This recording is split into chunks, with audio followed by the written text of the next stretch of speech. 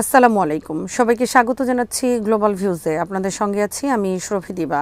আজ জানাবো আন্তর্জাতিক গণমাধ্যমে আলোচিত সংবাদ ও বিশ্লেষণ। মার্কিন প্রেসিডেন্ট ডোনাল্ড ট্রাম্প আবারও নিজ নাগরিকদের কাছে ইরান নিয়ে বাস্তবতার সঙ্গে অসঙ্গতিপূর্ণ কিছু অসত্য ও বিভ্রান্তিমূলক তথ্য দিয়েছেন। জাতির উদ্দেশ্যে দেয়া ভাষণে তিনি বলেছেন, মার্কিন বাহিনী যুদ্ধের মূল উদ্দেশ্য পূরণের কাছাকাছি পৌঁছেছে। আগামী 2 থেকে 3 সপ্তাহের মধ্যে ইরানে কঠিন আঘাত করা হবে বলেও জানিয়েছেন তিনি। এই ভাষণের সঙ্গে সঙ্গে ইসরায়েলে এবং মধ্যপ্রাচ্যের মার্কিন ঘাঁটিগুলোতে নতুন উদ্যমে হামলা শুরু করেছে ইরান। বুধবার ওয়াশিংটন ডিসির স্থানীয় সময় রাতে যুদ্ধক্লান্ত মার্কিন জনগণের উদ্দেশ্যে দেয়া ভাষণে ট্রাম্প বলেন, 32 দিন ধরে চলা হামলায় তারা সামরিক বাহিনীর যুদ্ধক্ষেত্রে দ্রুত, চূড়ান্ত ও অপ্রতিরোধ বিজয় নিয়ে এসেছে, আর ইরান এখন কোনো নিরাপত্তা হুমকি নয়। তিনি বলেন, আমরা তাদের উপর অত্যন্ত কঠিন আঘাত হানতে যাচ্ছি, তাদের প্রস্তর যুগে ফেরত পাঠাচ্ছি আমরা। এদিকে মার্কিন প্রেসিডেন্টের ভাষণ শেষ হওয়ার পরপরই ইসরায়েলে ক্ষেপণাস্ত্র ছুড়েছে ইরান। ইসরায়েলের সামরিক বাহিনী টেলিগ্রামে জানিয়েছে, তারা ইরান থেকে ক্ষেপণাস্ত্র উৎক্ষেপণ শনাক্ত করেছে। এই হুমকি প্রতিহত করতে প্রতিরক্ষা ব্যবস্থাগুলো সক্রিয় রয়েছে। ট্রাম্প তার বক্তব্যে দাবি করেন, ইরানের সামরিক সক্ষমতা প্রায় পুরোপুরি চূর্ণ হয়েছে। এমন দাবির পরই ইসরায়েলি ক্ষেপণাস্ত্রের ঝাঁক ছুড়েছে ইরান। ইসরায়েলের সংবাদ মাধ্যমগুলো জানিয়েছে, দেশটির উত্তরাঞ্চল জুড়ে বিপদ সংকেত বাজানো হয়েছে। ট্রাম্পের ভাষণের পর লেবাননের প্রতিরোধ আন্দোলন হিজবুল্লাহ ইসরায়েলি বাহিনীর উপর বড় পরিসরে রকেট ও ড্রোন হামলার খবর জানিয়েছে। বৃহস্পতিবার সকালে লেবাননের মালিকিয়া ও ইয়েরুন এলাকায় হিজবুল্লাহ যোদ্ধারা রকেট হামলা চালান। কাছাকাছি সময়ে লেবাননের মেনাহেম এলাকায় ইসরায়েলি বাহিনীর উপর ড্রোন হামলা চালানোর কথাও জানিয়েছে হিজবুল্লাহ। ইরানি সামরিক বাহিনীর একজন মুখপাত্র জানিয়েছেন, যুক্তরাষ্ট্র এবং ইসরায়েল অত্যন্ত নগণ্য লক্ষ্যবস্তুতে হামলা চালাচ্ছে। একই সঙ্গে তিনি সামনে আরও ব্যাপক এবং ধ্বংসাত্মক হামলার হুঁশিয়ারি দিয়েছেন। আইআরজিসি সংশ্লিষ্ট বার্তা সংস্থা তাসনিম এবং আধা সরকারি বার্তা সংস্থা ফার্সে প্রকাশিত এক বিবৃতিতে তিনি বলেন, তেহরানের সামরিক সক্ষমতা এবং সরঞ্জাম সম্পর্কে দেশ দুটির কাছে অসম্পূর্ণ তথ্য রয়েছে। মুখপাত্র আরও বলেন, ইরানের সামরিক সরঞ্জাম উৎপাদন এমন সব জায়গায় সম্পন্ন হয় যা আপনাদের একেবারেই অজানা।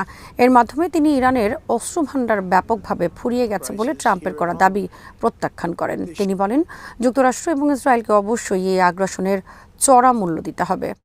ইরান যুদ্ধ নিয়ে জাতির উদ্দেশ্যে ডোনাল্ড ট্রাম্পের দেয়া ভাষণে প্রতিক্রিয়া জানিয়েছেন যুক্তরাষ্ট্রের আইন প্রণেতারা।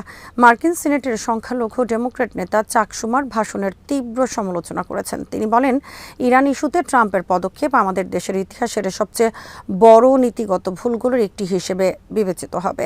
নিউ ইয়র্কের এই ডেমোক্র্যাট সিনেটর আরও বলেন, ট্রাম্প লক্ষ্য নির্ধারণে ব্যর্থ হয়েছেন। তিনি মিত্রদের দূরে ঠেলে দিচ্ছেন, সাধারণ আমেরিকানদের দৈনন্দিন অর্থনৈতিক সমস্যাগুলো উপেক্ষা করছেন। অন্যদিকে রিপাবলিকান দলীয় সাউথ ক্যারোলাইনার সিনেটর লিন্ডসে গ্রাহাম এই ভাষণকে তুলনামূলক ইতিবাচকভাবে দেখছেন। তিনি ফক্স নিউজকে বলেন, ইরানের সামনে এখন 2টি পথ খোলা, চুক্তি করা অথবা আরও বোমা হামলার মুখোমুখি হওয়া।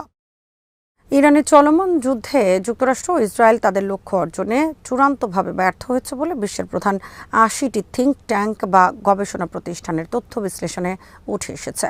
ইরানের তাসনিম নিউজ এজেন্সির সেন্টার ফর স্ট্র্যাটেজিক স্টাডিজ এসব প্রতিষ্ঠানের প্রতিবেদন বিশ্লেষণ করে একথা জানিয়েছে। এই গবেষণার মূল স্তম্ভ হিসেবে গুরুত্ব দেওয়া হয়েছে 5টি বিষয়কে।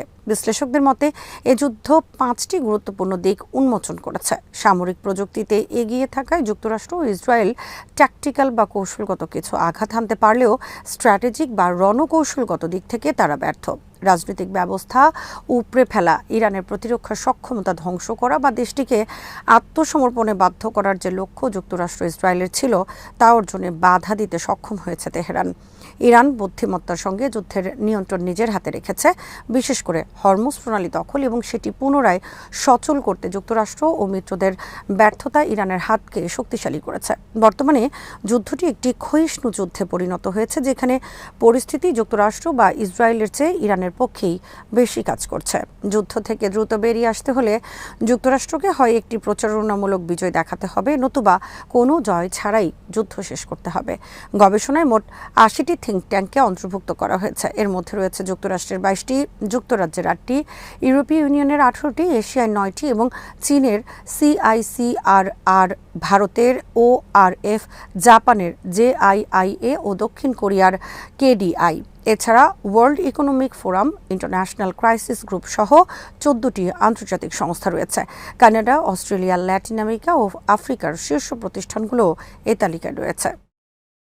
মধ্যপ্রাচ্য জুড়ে মার্কিন এবং ইসরায়েলি অবস্থান লক্ষ্য করে ব্যাপক হামলা চালিয়েছে ইরানের ইসলামী বিপ্লবী গার্ড বাহিনী বা আইআরজিসি। বুধবার সকালে শুরু হওয়া অপারেশন ট্রু প্রমিস 4-এর 89তম ধাপের এই অভিযানে শতাধিক ভারী ক্ষেপণাস্ত্র, 200 রকেট এবং বিপুল সংখ্যক ড্রোন ব্যবহার করা হয়েছে। কয়েক হাজার কিলোমিটার বিস্তৃত এলাকায় এই সমন্বিত হামলা চালানো হয়।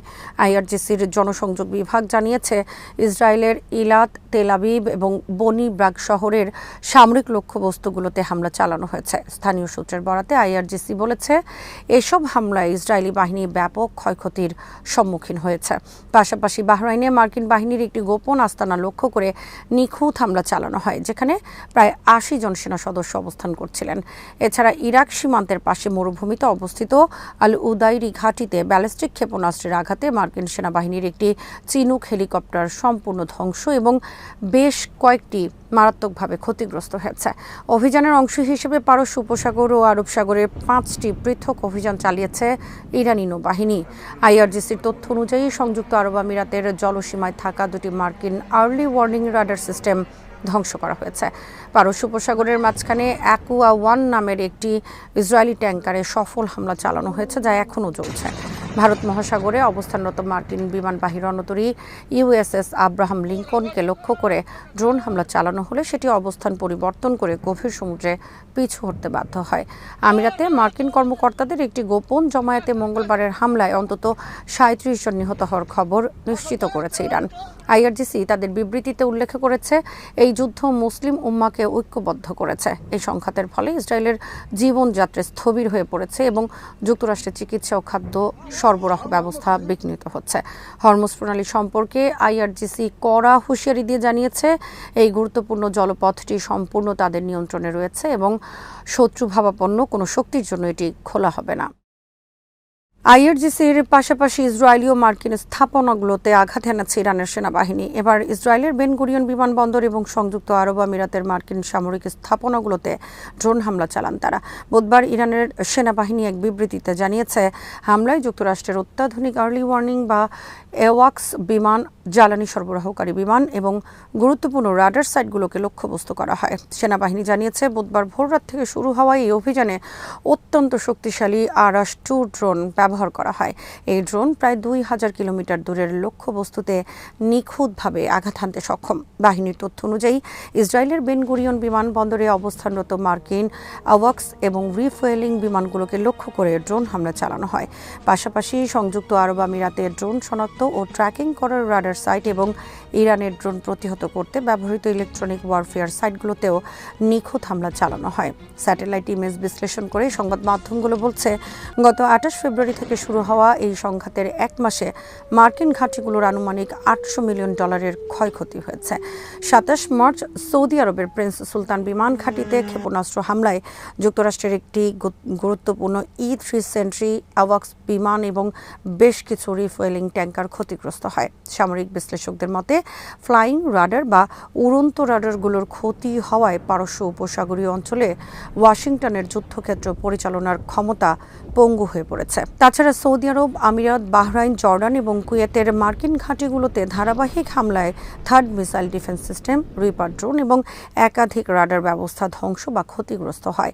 ইরানি সেনাবাহিনী জানিয়েছে, যুক্তরাষ্ট্র ও ইসরায়েলের সম্মিলিত আগ্রাসনের জবাবে এবং বেসামরিক এলাকায় তাদের নির্বিচার হামলার প্রতিশোধ নিতেই এই পদক্ষেপ নেওয়া হয়েছে।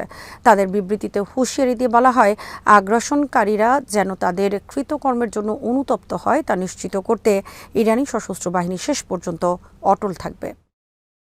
যুক্তরাজ্য ভিত্তিক টেলিগ্রাফের এক প্রতিবেদনে বলা হয়েছে, ইরানের স্থল অভিযান চালালে মার্কিন সেনারা শুধু ছদ্মবেশী যোদ্ধাদের মুখোমুখি হবে না, তাদের সামনে দাঁড়াবে একটি সুসংগঠিত ও বিপুল সংখ্যক যোদ্ধার বাহিনী, যারা মাতৃভূমি রক্ষাকে সর্বোচ্চ লক্ষ্য হিসেবে দেখে। গত 4 দশকে বিপুল অর্থ ব্যয় করে প্রতিরক্ষার এই কাঠামো গড়ে তুলেছে তেহরান। প্রতিবেদনে বলা হয়, ডোনাল্ড ট্রাম্প যদি ইরানের সমৃদ্ধ ইউরেনিয়াম দখলে নেওয়ার নির্দেশ দেন, তবে তা হবে অত্যন্ত ঝুঁকিপূর্ণ এক সামরিক অভিযান। এই পরিকল্পনায় মার্কিন বাহিনীকে ইরানের অভ্যন্তরে প্রবেশ করে একাধিক পারমাণবিক স্থাপনা নিয়ন্ত্রণে নিতে হবে, যা সামরিক দৃষ্টিকোণ থেকে অত্যন্ত জটিল। অবসরপ্রাপ্ত মার্কিন অ্যাডমিরাল জেমস স্টাভরিডিস এই ধরনের অভিযানে ইতিহাসের সবচেয়ে বড় বিশেষ বাহিনীর অপারেশন প্রয়োজন হতে পারে বলে মন্তব্য করেছেন। কারণ ইরানের গুরুত্বপূর্ণ পারমাণবিক স্থাপনাগুলো এমনভাবে স্থাপন করা হয়েছে যা মার্কিন বাহিনীর জন্য পৌঁছানো ও নিয়ন্ত্রণ নেওয়া কঠিন। প্রথমত, এই স্থাপনাগুলো পারস্য উপসাগরের মার্কিন ঘাঁটি বা বিমানবাহী জাহাজ থেকে প্রায় ৬০০ মাইল দূরে অবস্থিত, যা সরবরাহ ও সমন্বয়ের ক্ষেত্রে বড় বাধা। দ্বিতীয়ত, ইরানের ভৌগোলিক অবস্থান নিজেই একটি প্রতিরক্ষা ব্যবস্থা হিসেবে কাজ করে। পশ্চিম ইরান জুড়ে বিস্তৃত জাগ্রোস পর্বতমালা প্রাকৃতিক প্রাচীরের মতো কাজ করে, যা উপকূল থেকে দেশটির ভেতরে প্রবেশকে কঠিন করে তোলে। ইরানের প্রতিরক্ষা কৌশল মূলত বহু স্তর ভিত্তিক। দূরপাল্লার আকাশ প্রতিরক্ষা ব্যবস্থা শত্রুর বিমান ও ক্ষেপণাস্ত্র দূর থেকে শনাক্ত ও ধ্বংস করার চেষ্টা করে।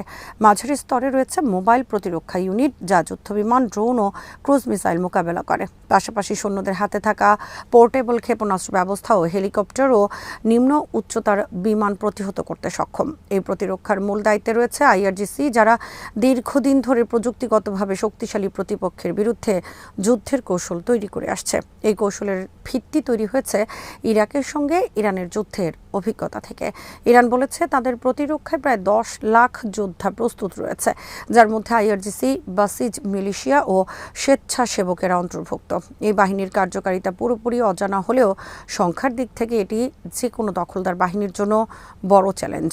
ইরানের সাবেক ভাইস প্রেসিডেন্ট ইসহাক জাহাঙ্গীরি সতর্ক করে বলেছেন, স্থলপথে ইরানে প্রবেশ করা যুক্তরাষ্ট্রের সবচেয়ে বড় ভুল হবে। তার ভাষায়, ইরানের ১ ইঞ্চি জমি দখল করতে হলেও রক্তের সাগর পাড়ি দিতে হবে। আজ এখানেই শেষ করছি। সবাই ভালো থাকুন, সুস্থ থাকুন আর দেখতে থাকুন বিডি ভিউজ। চ্যানেলটি ভালো লাগলে সাবস্ক্রাইব করুন। সংযুক্ত থাকুন আমাদের ফেসবুক পেজে। আল্লাহ হাফেজ।